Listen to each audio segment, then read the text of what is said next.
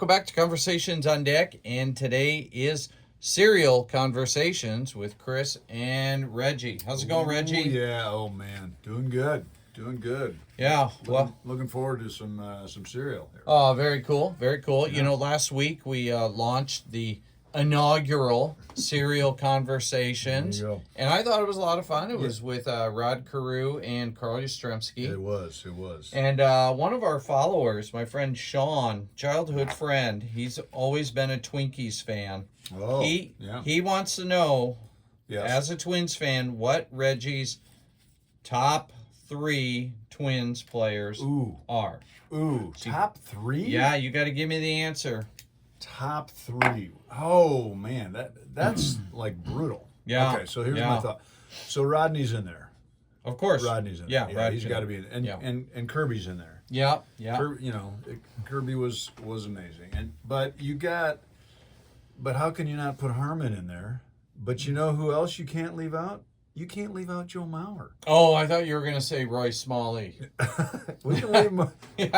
I have Roy Smalley, but we're not going to. We're not going to go into those. So all right. This is a family friendly. No Chuck Knobloch. No, not the Yips. No. Yeah. The Yips.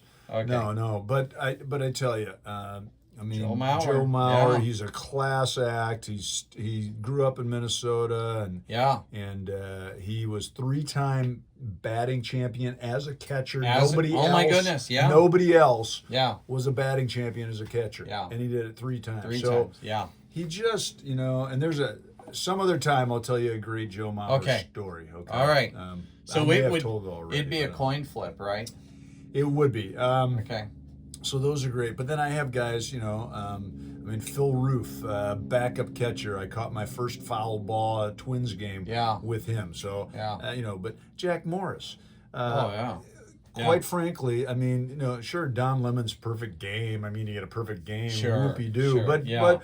But Jack Morris pitched 10 innings of shutout ball, Game 7 of the World Series. They won 1-0. I mean, 10 innings. Yeah. So, all right. anyways, all right. Sean, that's your answer. We can't have a whole show just on that question. No. Reggie would like it, but no. But I'm growing my sideburns out. So oh yeah, me too. Mm-hmm. So we're gonna have Reggie start today because I just realized I forgot to get spoons for our cereal, and I don't want to. Yeah, okay. I'll get spoons, but Reggie's going to talk first about the great Steady Eddie Murray. This is 1983 Kellogg's cards. Oh, Eddie Murray, look at that right there.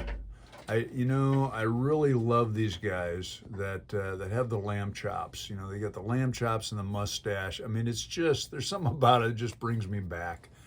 But Eddie Clarence Murray. Here's your spoon. It's clean, I promise. Are you sure? Yes, thank you. I appreciate that. So Eddie Murray, he was, and I'm going with Apple Jacks, and I took it early, so I don't know what you're going with. Yeah, but, I'm gonna go with. I'm going with the Pops. Corn Pops, that's good. Corn Pops. So I'm gonna keep talking here. Yeah. So anyway, Eddie Murray, he was born in Los Angeles in 1956. February 24th, don't you know? Oh, February's a good month. So he was 27 years old in 83 when this was taken, but he was a switch hitter. He was a power switch hitter.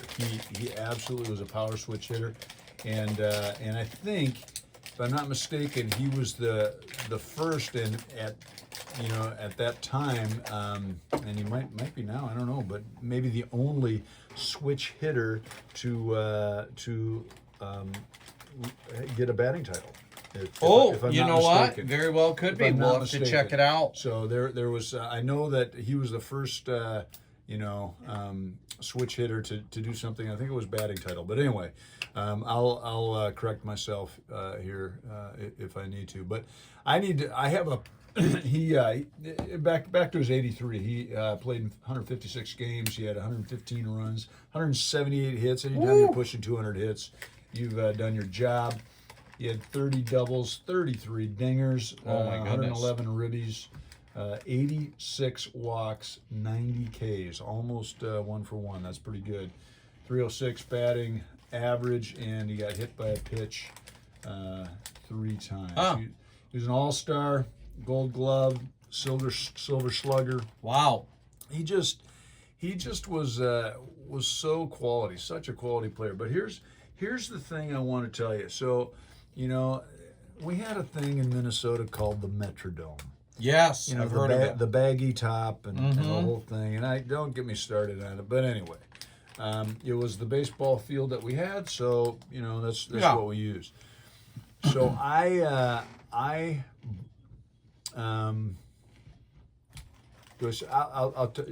is it okay if I take it just a little bit? Yeah, go ahead. Okay. Go ahead. So I was dating a sweet young thing in college, and my pitching coach at the time. You were dating your pitching coach? No. Oh, a sweet young thing. Oh, Trust me. My pitching coach was not a sweet young thing. Oh, okay. All right. Okay. He wasn't sweet, and he wasn't young. That's Got for it. sure. So anyways, he said if you get the miraculous inning, a three strike or 3 pitch inning. Wow. You get that, he'd buy anybody a steak dinner. Oh my goodness. So I was just pitching along and as one game, and I come walking out, and I walk right by him, and he goes, "You bum." And I said, what was that for? And he goes, "You know what you did." I said, "I have no idea what you're talking about." He goes, "You don't know?" I said, "No." He goes, "You just got a 3-pitch inning." I said, "Woohoo!" So he brought me out for a steak dinner. Wow. And at the steakhouse, so it was great. He was good to his word. Yeah, He's a great guy. He's still a good friend of mine. One of my mentors in baseball and a good friend of mine. But anyway, so he brought me out for steak dinner. Well, they had a drawing there at the steakhouse. And you write your name, and your phone number, and whatever, and you put it in there for Twins tickets, for 2 Twins tickets. Oh, wow. I won. Excellent. I took my girlfriend and not my pitching coach. And he was like, "What kind of bum are you? That's you hilarious. took her and you didn't take me." I said, "Yeah, she's a lot better looking than you are, But that's anyway, hilarious. So, but goodness. I took the same young thing who now is my wife and has been. Good. I'm glad it was your wife for several decades. So I took her to the 1985 All-Star Game.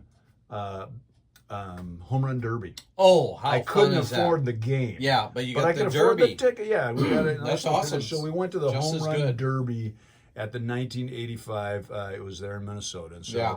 we watched it. It was great. Guy, just to see him jag it. And it was a home run derby. Sure. Okay, so it was. Yeah.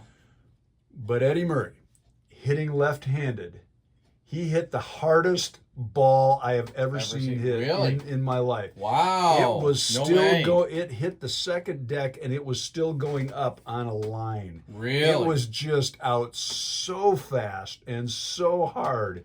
He just jacked that thing. It was like, oh my goodness. Wow. That is awesome. So anyway, that's really my memory of my biggest memory of Eddie Murray. Wow. It was a rocket. Yeah. It was out so fast, and it had to have hurt the chair. I'm sure the bench it hit, because it was out in a quick. So. That's kind of interesting. It'd be interesting to find out if some of these guys' home runs / line drives, whatever, if they've ever broken stadium seats. Damage something, sure. Yeah, that'd be kind of interesting. I know in the old Metropolitan Stadium, they used to have a bleacher up there in the left center field second deck where Harmon hit a killer home run, the farthest killer home. You like what I did there? Yeah, it was very good. It was the farthest home run hit in Metropolitan Stadium, and they had the seat painted and wrote on it. Yeah, kind of like in Fenway Park, they have the red seat for Ted Williams. There you go. Exactly. Yeah. Oh, that's pretty cool. So anyway. Yeah. But, so Eddie Murray. Those, the lamb chops. The lamb chops. Love lamb chops. He's got the lamb chop that just connects with the mustache. Oh, yeah. It's just there. Oh, yeah. He's ready to have a career as a truck driver. When he retires. Yeah. That's absolutely. That's the way I think about it. But he was a good guy. He was a class guy from what I know, Yeah. And but anyway, his he hit the hardest ball you've ever seen. It was great. So there you go. Okay. Well, that was great, and we're going to talk now a little bit about the great George Foster. Now, George Foster. he was a guy who could hit the ball hard. Oh yeah. As well. Oh yes, he did. I mean, he had a crazy career leading up to being on the Mets in '83. I think he got traded. He went there in '82. Yeah. Looking at his stats, and I'll have some questions for you based on some of these quotes I've got on George Foster. But George Foster, 1983, he was 34 years old. Came up with the, he was with Cincinnati. That's where we know those sideburns. Yeah, that's where I think of him the most. Yeah, is with Cincinnati. with Cincy. Yeah. And like Eddie Murray, he had a full season, 157 games, 74 runs, 145 hits, solid. 19 doubles, 28 homers, 90 RBIs. I mean, you're not even looking at stats nowadays where these guys were they were getting after it. Yep. 38 walks, 111 Ks. So that's a lot of Ks. That is. I mean, he was a free swinger, but he hit it powerful. 241 batting average, 4 hit by pitches. Could you imagine the glare somebody got after they hit George Foster? I found out somewhere where Sparky Anderson, called him the Destroyer. And everybody knows Sparky and respects him. And if he's calling George Foster the Destroyer, he sure is. Now, I failed to mention that he was born December 1st, 1948. Okay.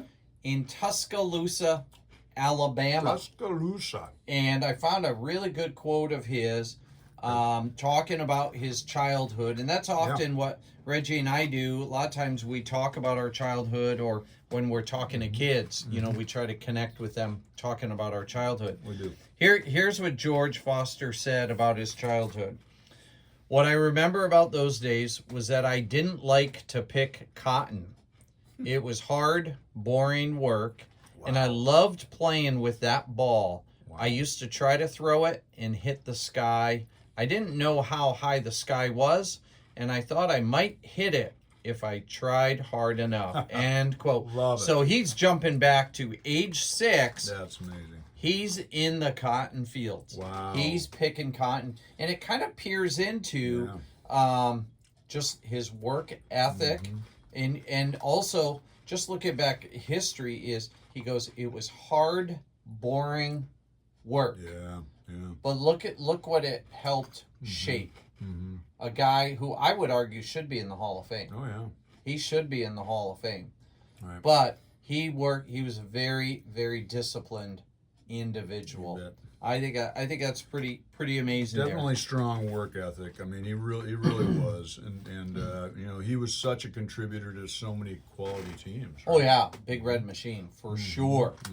Now here's another one. Here's another quote. I'm a quote guy, and this is about sideburns. Can I quote you on that? Yes, yeah, absolutely. Right. And the reason Reggie and I kind of picked these cards is they were similar in. Sideburns. They're both professional hitters. Here's a great quote from George Foster. Quote, "People often come up to me and ask me where I'm from. I tell them China. Not long ago, a woman approached me and said, 'I know who you are. You're George Foster.' I said, 'That's right. I guess you could tell by my eyes.' She said, 'No. By your sideburns.'" There you go. And quote. So he obviously sense of humor. Because George Foster was known as well as having very focused eyes, piercing, to the point where you actually might be intimidated. Oh yeah. Intimidated. Well, I think if you look a little close there, I mean, there's a nice glare right there. Yeah. And he's not smiling. No, that's not a smile. He's not smiling. That's like I'm about to get a rep on you right there. Just bring it, and just crazy. Just crazy. All right, last quote I have you here, and this I like to quotes here, and this is and I don't know how many people know this, but George Foster loved karate. Oh. Loved learning about it. Loved the discipline of it, the physicality of it. Huh. And he loved God's word. Oh, nice. Loved God's word. I even saw a quote where he said during winter ball, when he played winter ball, because a lot of guys used to play winter ball, he read the Bible cover to cover. Nice. That's pretty cool. I think that's pretty awesome. Yeah, used his time wisely. Yeah. So here's what he says here. I'm more versed in the Bible than karate. That's a good thing. Yeah. I'd say wouldn't you say it's wise to be more versed in the Bible than anything? Yes. Yeah, I would absolutely agree 100%. Yeah. Sure. The Bible teaches you about an outlook on life. I might have a bad day in the eyes of the fans, but if I've given my best, I haven't had a bad day. Right. The Bible has helped me understand myself and understand other people.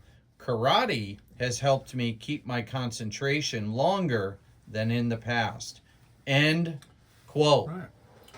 That's good. You know, the Bible says that, physical training is of some value. Yeah. But it is not the eternal value that the Word of God is. Yeah. And so, yeah, I agree with him right there. That's great. And he's obviously a very disciplined man, and he reaped the benefits of his discipline and his work ethic. Yeah. Reggie, I forgot to ask you a question. Yeah. So, Yeah. You picked Apple Jacks. Yes. I picked Pops. Pops. And yes, I did it again. Wow. The milk's in the bag. I got to figure that out, folks. I got to use Reggie's method, his knife, when he allows me to use his knife. It's the way to go. Yeah. It was amazing. They used to draw the lines for you. Now you got to make the lines. That's true. They your did. own, but look at that. They did. It works out well. So I did have to ask you a question, Reggie. As a kid, what kind of cereal did your mom buy? You know, it was interesting. Usually, it was the Wheaties. It was the regular Cheerios. It was stuff like that. Every now and then we got a sugar cereal, but you know when we would get sugar cereals? When we went camping, and they would buy these small boxes. Yes. And we would get with the lines on them, just like that, and you Yeah. just cut it in there. You just eat it out of the box. So Yeah. we used to do that when we go camping. Our family camped all over the United States. That's awesome. It was wonderful. Those are good memories. So that's when we did get sugar cereal. Okay. It was kind of I guess they figured, go out and run it off. Yeah, Who knows? that's kind of when we got the sugar cereal. We also would get the sugar cereal. My parents had this tradition for New Year's Eve. Ooh. You could pick out a box of cereal, and then you could eat cereal that night, which was just kind of fun. Now wait a second. In your family, everybody got their own box of cereal. I find that hard to believe. Yeah, that's what That would take up half the kitchen just to store those boxes. It very well could. It very well kids. could. But we grew up on those huge bags of puffed rice. Oh yeah. And puffed wheat. Mm-hmm. And sometimes the milk was the powdered milk. Oh yeah. So when New Year's Eve came along, Fruity Pebbles for me, baby. Yep. Love the Fruity Pebbles. I used to live in Bush, Alaska, and you've been in the bush a while when powdered milk starts tasting normal. Yeah. You've been out there a while. I'll tell you that right now. Exactly. Well, okay, folks, this was great, Chris. That's a wrap. That was fun, Reggie, and Thank you for it. Love those two guys. They were great. Yeah. They were fun to watch. Yeah. They were talented. Man, yeah. just pretty upstanding cool men. stuff. Yep. Pretty cool stuff. Really good. Thanks for giving me a glance at history there. Yeah. So if you liked our video, hit like. If you haven't subscribed and you just came upon Cereal Conversations, smash that subscribe button. And as always, tell other people about this channel. It's up and coming, folks. And what I'd like to know is, do any of you eat cereal while you watch us eating cereal talking about cards? There you go. That's what I want to know. And what cereal are you eating? That's right. What I'd like to know. That's what we need to know. Let us know. I'm interested. Yep, I am too. All right, folks. Have a great day. See you, Reggie. Bye-bye.